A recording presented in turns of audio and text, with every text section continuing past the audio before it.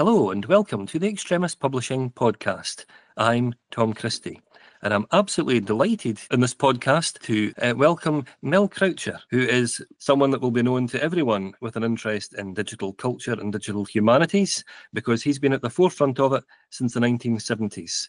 Without question, he has brought so much to the world of computing, to journalism, and to many other industries besides, which I'm sure we'll be discussing today. So, Mel, thank you so much for joining us today.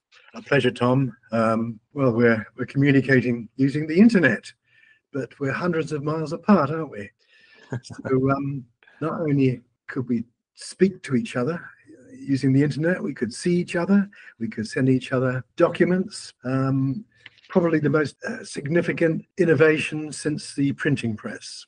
Many people say the internal combustion engine was the most important element of progress, but that just moves our bodies around. What the internet does, of course, is to do what the BBC was supposed to do, to educate, entertain, and inform. But above all, it allows us to communicate.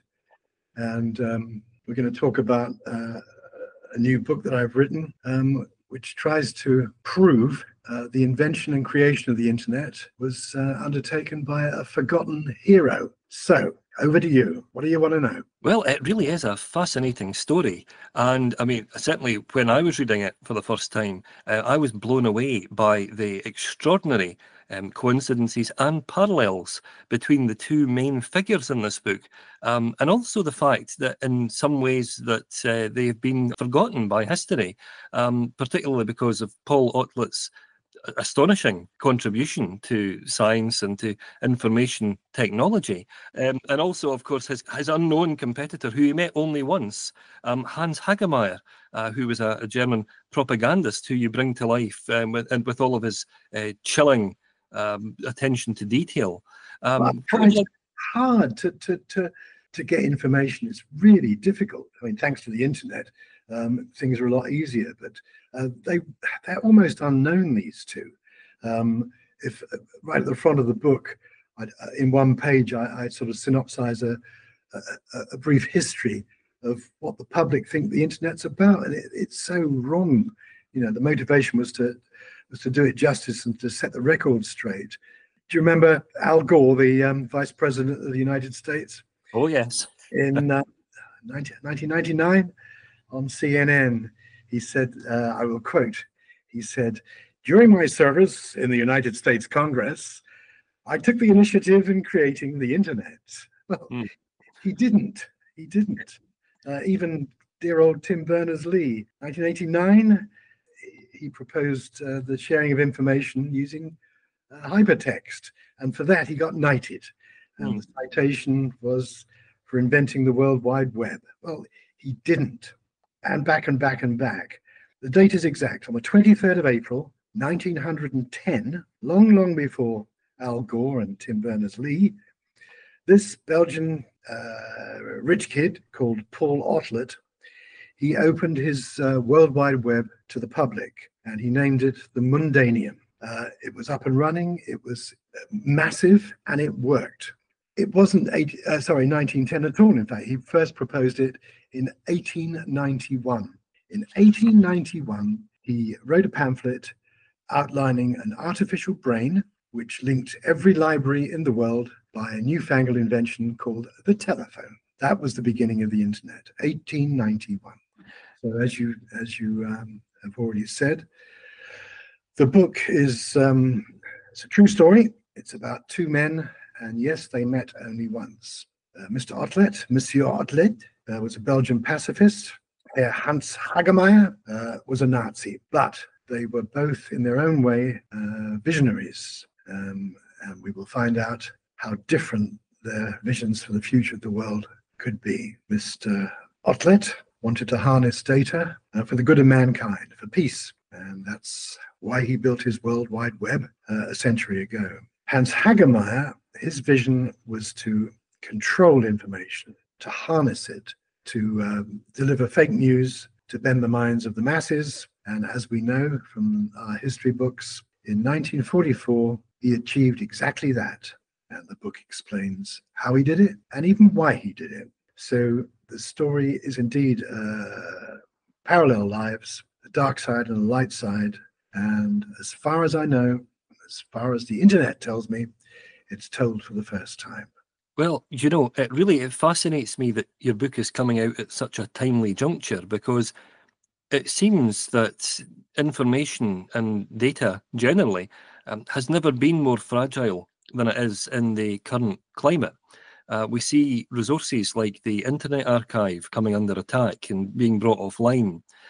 We see articles about information disappearing from the internet and people wondering, you know, how many resources are being lost for good. But this story predates all of that. It predates ARPANET. It predates, you know, really everything that we thought we knew about the foundations of the internet. And it does so in an extraordinary way, because Otlet wasn't kidding around with the system, was he? I mean, he really got into the fine detail of information technology and information analysis, as well as organization. Oh, yeah. If I'm allowed, I can read a couple of extracts from the book to go into more detail. But he built it on a staggering scale. It was, it was expensive. It was huge. It wasn't just a machine. It was, it was a whole complex. It was a little city. Let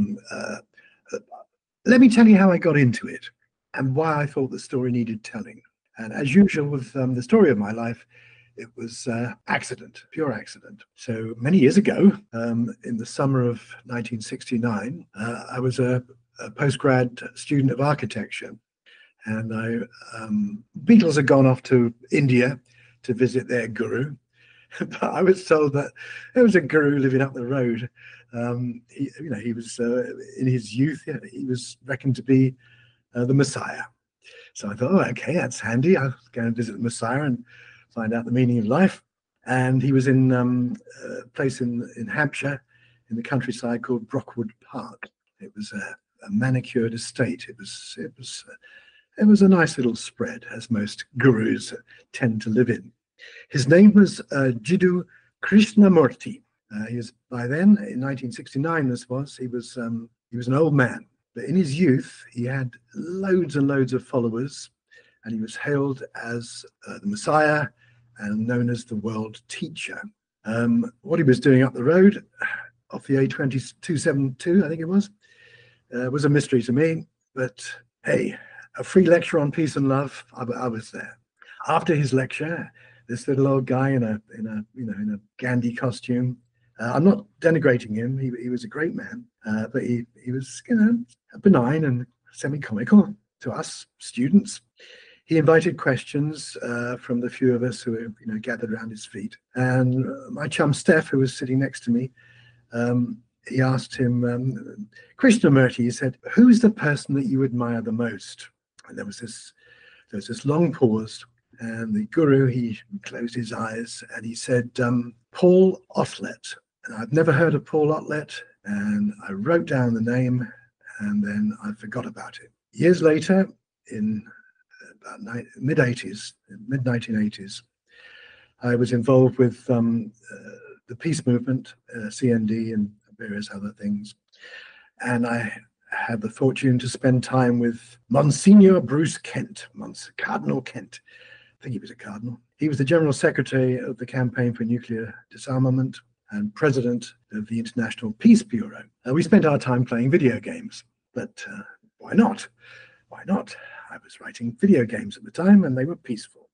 Anyway, I asked him the same question to name his heroes. And I was writing a journalistic piece on him at the time. And among the usual suspects, he cited Paul Otlet. And again, the name meant nothing to me, but I wrote it down and forgot all about it. In the mid-1990s, I was writing AI programs. Yes, folks. God knows, what's that, 30 years ago.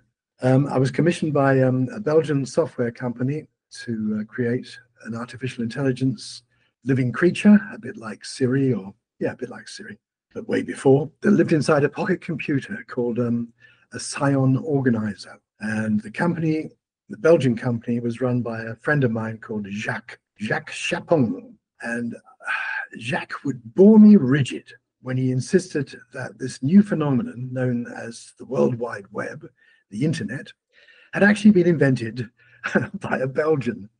And I said, yeah, of course it has. But, you know, who'd heard of this Belgian called Paul Otlet? So for the third time in my life, someone presented me with Otlet as being an absolutely seminal, important figure that no one's ever heard of. Jacques, my chum, said, Paul Otlet, I reminded him of Paul Otlet, because Otlet was a great guy for ideas, but absolute rubbish at business. So thanks, Jacques. I have something in common with that Otlet. I'm rubbish at business. But this time round, I had some time on my hand, and I started to gather information I could to piece together what turned out to be a truly remarkable story. And it was during doing a bit of research in Belgium on Paul Otlet that I came across the name Hans Hagemeyer. Hagemeyer at the time was still alive, but only just. But there he was, an old man living in retirement. And then, this is the mid-90s now, I forgot all about both of them, both Hagemeyer and Otlet, for another 30 years. But I had a little file in a drawer, and a few months ago, I find myself at the same age that Paul Otlet was when he died. And he died a forgotten man. And I thought, this isn't right. It's time to put the record straight. Time to write a book in order to try and set the record straight. And I really hope that it does. So don't thank me, thank Jiddu Krishnamurti and Monsignor Bruce Kent and Monsieur Jacques Chapon, because they're the guys that put me on track over a long period to try and synthesize this book and put it in front of you. Now, you know, I think you raise a really interesting point there, which is we know from your book how Hagemeyer saw himself. We know what his aims were, and we know, you know, largely in the light of his role within the Nazi regime, what he was trying to do. But Otlet, do you think he saw himself as a businessman, or do you think he was almost like a kind of philanthropist, someone who was looking to gift something to the world that I had never seen before? He might have thought himself of all of those things. Luckily, he kept copious diaries, which I have raided. Unfortunately, they're in French, but thanks to the internet, you can translate them. Paul, to me, was a sort of idiot savant. He didn't really know what he was doing, but he knew why he was doing it. And he was motivated by this desire for world peace. Don't forget, both Hagemeyer and Otlet were blessed and cursed with living through the same period. Massive advances in technology, you know, telephone, typewriters, cinema, radio, even television, and synthesizing all this together, recorded music, file upon file upon file of data. So they had access to knowledge for the first time, huge knowledge. That was the blessing. But the curse, of course, was war. And not just little wars like we used to have, but world wars. And Belgium and Germany, of course, were pivotal to these wars, both the first and the second. I mean, Otlet suffered terribly. He had two sons. One was killed just after the outbreak of the First World War down the road from him. Second son went missing and was a prisoner of war with the Germans. Hagemeyer, his country lost, and they were knackered by reparations, which they had to pay to Belgium out of many. So in fact, Hagemeyer hated the Belgians. You know, he had, I know what his motivations were, and not all that you think. He wasn't just an evil bastard. He had an ideology that he sort of believed in, and he really wanted to control data for the benefit of the regime and eventually for the benefit of the world. Tomorrow's world, you know? Paul's background, that was your question. He was rich. He came from a wealthy family. His father put the first trams into Europe. When I say Europe, not just Belgium, you know, not just Brussels, but Dusseldorf and Moscow and, you know, all over the place, Lisbon. His father was a wealthy man. And in fact, he, like his son, created a network. I should have put this in the book, shouldn't I? He created a network across Europe, a communications network that allowed people to travel for the first time between cities and around cities cheaply, cost of a couple of centimes, They could ride his trams. Horse-drawn trams, these were. Horse-drawn before the electricity came along. But he made his money out of transport and communication and mines. He had mines in the Belgian Congo. So he was a capitalist exploiter, grade one. And he was also rubbish at business. He would sink his money into all sorts of crazy schemes and lose it and then build it back up again. So Paul Otlet, the creator of the internet, was a privileged young man. He traveled to Moscow. He traveled all over Europe thanks to his father. He was rooted out of his school and sent to Paris to be educated. He was well-traveled, well-educated, probably arrogant, I don't know, probably from that background. But he was a loner. We know from his diaries that he kept from a very young age that he was a loner. He sought sanctuary in books. He haunted libraries. There's a great, great record of him going to his school library in Paris. Huge library, massive. And getting lost among the books. And then coming across an article by an American called Melville Dewey, the inventor of the Dewey Decimal System for the categorization of library books. And there's Paul, he's about 11 years old, and he thinks, hey, I can do this. And he got permission from the librarian to catalog the bloody library, the whole library. It took him, the rest of his time in school there, but amazing thing to do. Eventually, he wrote to Dewey and asked permission to expand his categorization system for a little scheme he had in mind. And the little scheme was to categorize not just books, but everything. Same system, same categorization based on numbers. So we can categorize everything in the planet now on the internet based on simple numerics, simple digits. Everything is tagged. Paul Otlet worked this out when he was at school in the 1880s. And in 1891, and going through to 1910, he had proposed to the local government of Brussels that he could catalogue everything, absolutely everything. Not just plants, music, books. And he could link it all up. And then I won't tell you, because it's the core of the book, how he would deliver it to the public. But deliver it he could, and deliver it he did. He also worked out that it was a money-making scheme.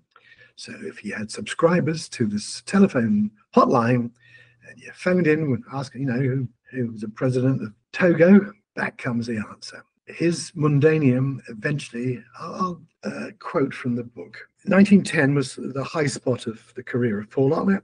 So he's happy, he's flourishing, he's successful. People are beating his path to his door. The American Secretary of State says that he wants an international agreement with Paul for this Mundaneum thing, this World Wide Web. Paul asked the Belgian government for space and money, and here we are. This is the Minister for Arts and Sciences of Belgium in 1910. My dear Paul, I am hastening to get you support from my colleagues in the Public Works Department to expedite your request. Meanwhile, the Spanish Count de Torre Velez offers Paul a medal as commander of the blah, blah, blah.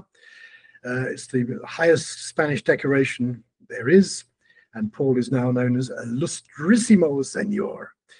Good stuff. Andrew Carnegie, the richest man in the world. Andrew Carnegie, he goes to visit Paul at his data hub, and I quote, this is Andrew Carnegie, I am astonished at what I find. Oh, he's Scottish. I won't do it.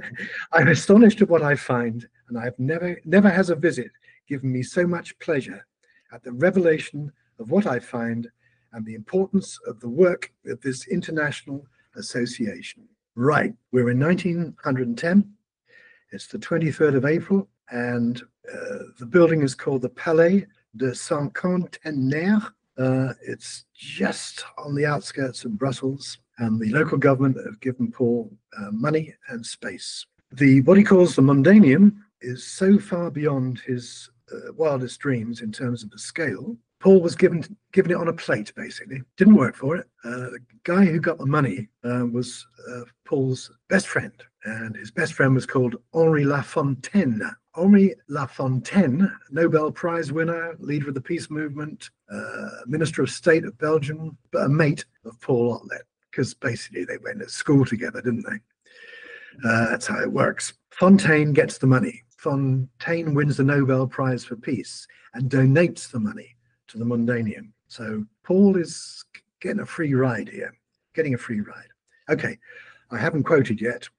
This is how big the Mundaneum is. I quote, "As well as the grand entrance hall and wide circulation areas, the layout runs to 18 rooms for administration offices, 4 great auditoriums, 5 bibliographic centers, another 9 rooms for an international library, 35 galleries for international museums, and 7 university hubs. The funding also allows Paul to create 2 information centers, 2 massive data chambers for the data processing of 16 million searchable files, 16 million, okay?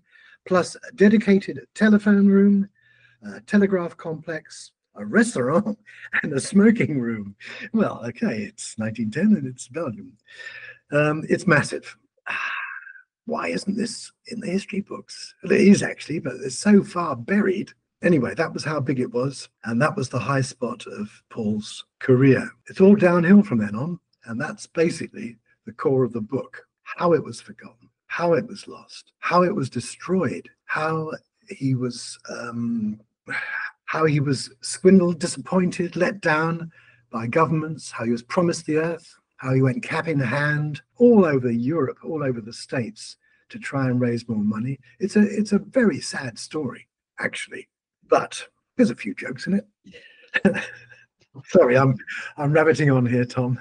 Not at all, not at all. I mean, because actually it would be remiss of me not to ask, given the extraordinary scope of what Otlet achieved, how do you think things may have evolved if history had taken a different turn? If Hitler had stuck to the painting rather than the politics, and Hagemeyer had just become a low-level bureaucrat somewhere who could never have interfered with the project the way that he did, how do you think Otlet would have been remembered then, and what do you think may have come of it? That's an impossible question.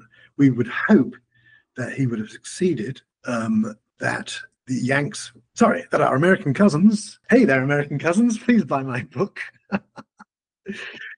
that the Americans would have piled in, that Carnegie would have been true to his word, that other luminaries would have been true to their word. H.G. Wells was in there, he took many of Otlet's ideas, actually, and turned them into science fiction and his own world peace program.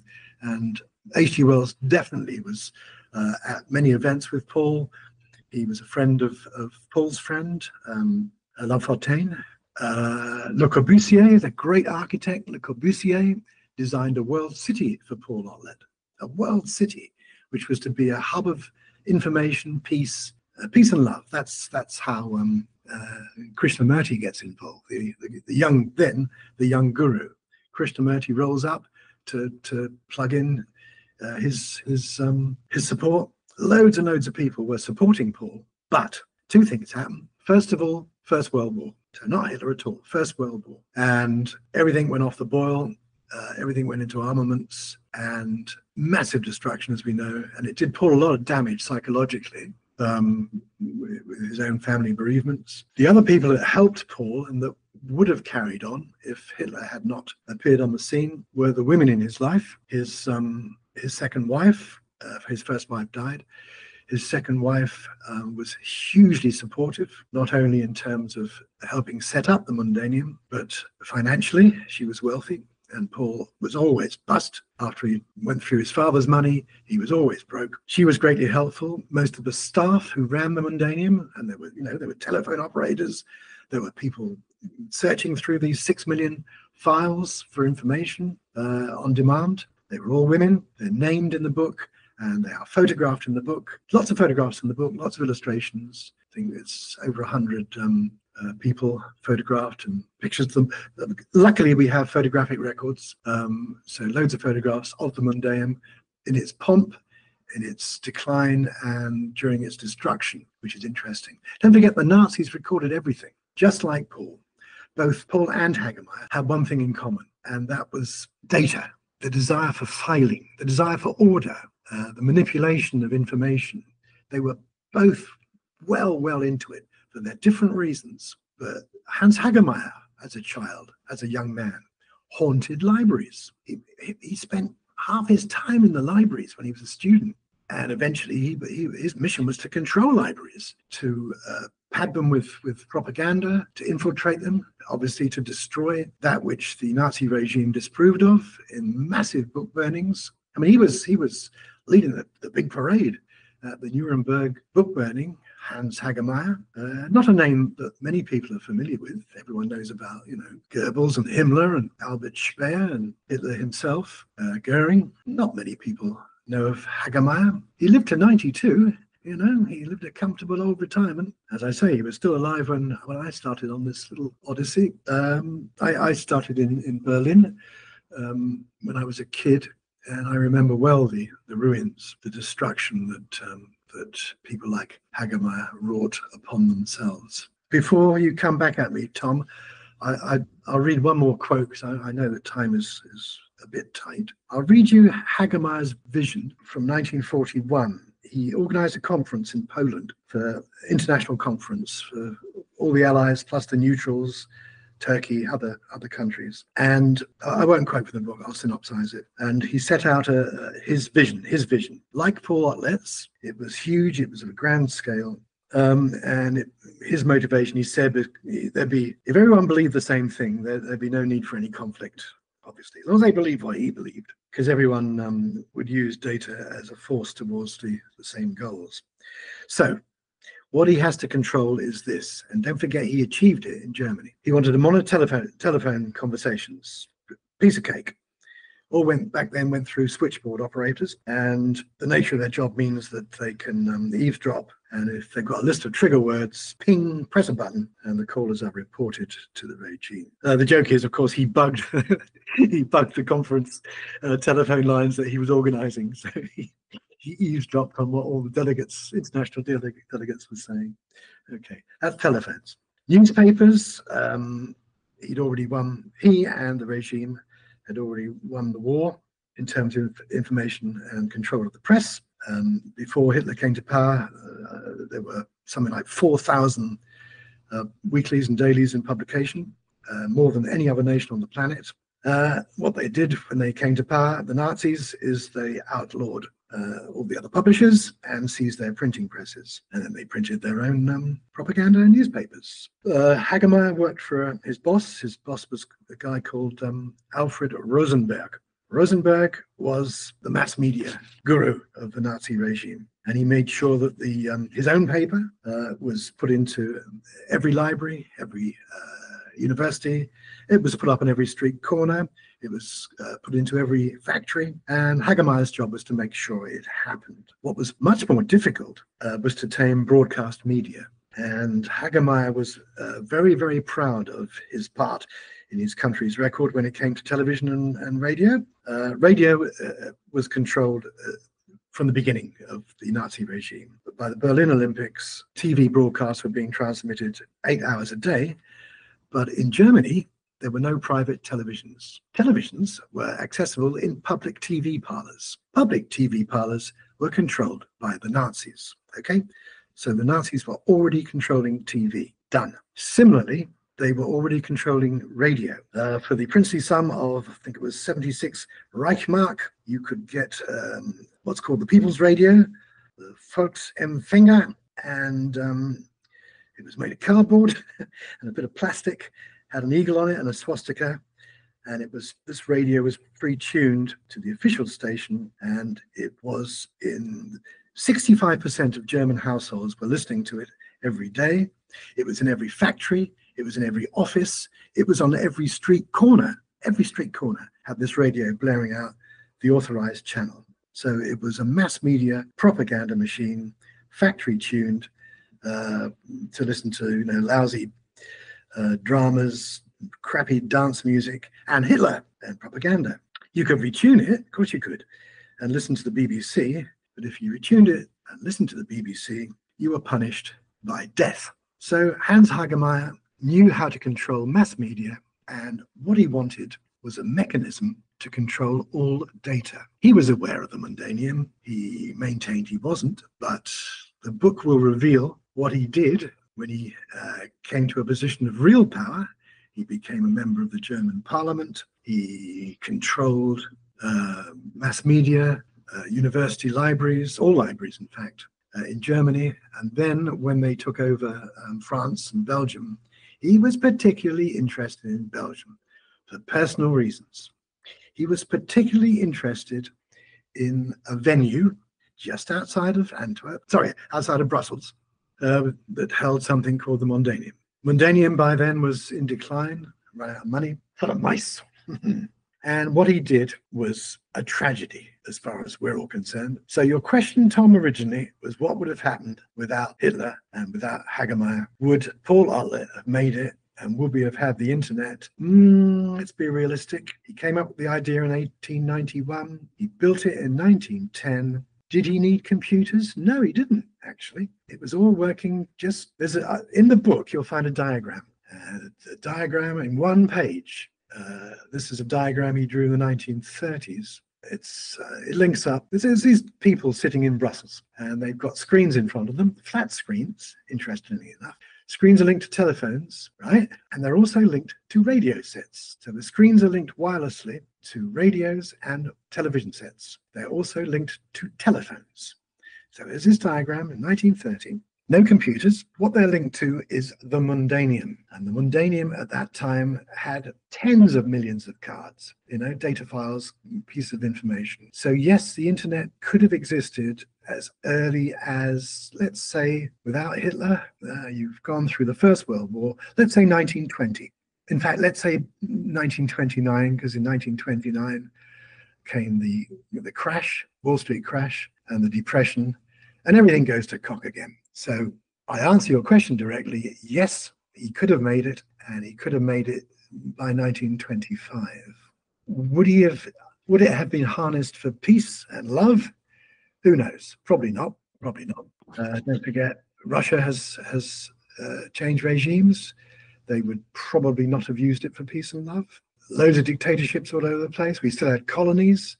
So I doubt if we would have used it in the UK and for peace and love. Belgium certainly would. They had their colonies. America, so it would have existed, but not in Paul's vision. It would have probably existed in a very similar vision to that which it does now, because some bright spark would have worked out, probably some German guys in the 1930s, that you could use it for fake news and propaganda. So we would have been where we are today, but a century earlier. I wish I'd put that in the book, but I haven't. Well, as Frank Columbo so often said, one final question, if I may. If you mention the relationship, the acquaintance between H.G. Wells and Paul Otlet, and I'm sure we all remember that classic 1979 Nicholas Meyer film, Time After Time, where H.G. Wells, in the guise of Malcolm McDowell, steps forward into the 20th century and sees the modern world, and is sort of in equal measure amazed and sort of dismayed by the world he sees. Where do you think Paul Otlet would be if he, at some point in his life, had taken a step forward into our world of the 21st century? Do you think he would be astounded by the internet technology of the time, or do you think he would have things to say about it? In a word, no, he would not have been astounded, because he already had envisioned it, and he built half of it. He would have been, when he designed his world city, of course it was never built, and Adolf Hitler designed his world city too with Albert Speer. There were two competing visions, but he would have been familiar with, with Tokyo and megacities and Dubai. He would have been familiar with all that. He would have been familiar with communications. He would have been familiar with mass transportation, thanks to his father, who started it all off in terms of intercity and communications. So there's a lot he would be familiar with. He was a feminist. He would have been familiar with women presidents and women prime ministers. He would have been women, aircraft pilots. He would have, nothing would have surprised him. He'd worked it all out. H.G. Wells would not have been astounded in the guise of Malcolm McDowell. He would have been familiar with it all as well. If we have the chance to, see 100 years in the future, we would not be astounded either, because we've seen it all. We've seen it all. We've seen it all in science fiction. We've seen it all in horror films. So whatever happens, we'll be familiar with it. And let's go back to the beginning. The fact we're talking through the internet, Mel and Tom communicate through the internet, but we're also talking to you, dear listener, through the internet. So you're completely familiar with what's going on, thanks to Paul Otlet. Even though he isn't cited as the creator of all this, his ideas laid the foundations. And don't tell me that the people that went on to bring the ideas to fruition were not aware of his work. Research is absolutely core to progress. So someone somewhere would have come across his work, just picked up the idea, even down to the Dewey Decimal System for libraries, and the fact that Paul had categorized everything else, just down to the simple data filing system he came up with. That exists today, okay? Before Otlet, the Dewey Decimal System referred to books. Today, it refers to everything. Hey, that's a good note to end on. Well, Mel, thank you so much for having joined us today and to discuss not just these fascinating figures from history, but also this really amazing story, which I think foretells so much about the modern technology that we use today. And I think it's especially timely because you talk, of course, about the technology that was used at the time, but it's people like yourself who brought a soul to that technology with the digital culture that you developed in the 70s and 80s and then onwards. And I think it's really important that you make that distinction, not only about the way that technology made information shareable and accessible, but also the way that it could be used for so many other positive benefits, which we have seen, and the many good things about the internet, which obviously we see how Hagemeyer manages to stifle the free access to it, to information that Paul Otlet had envisaged. He destroyed it. Yes. But yet, here we are today in the modern world where people are still arguing about misinformation and disinformation and all of those things. So it's amazing just how timely, this discussion is. I personally owe Paul Otlet a lot because without him, without researching his story, he died a forgotten man. He died a forgotten man at exactly the old age that I am now. And I felt it a duty to write his story before I snuff it, which is why I wrote Mundaneum in homage to him and to try and put the record straight. Thank you, Paul, because you motivated me to get off my backside and put it into print. And thank you, Tom, for your help in bringing the book to the public itself.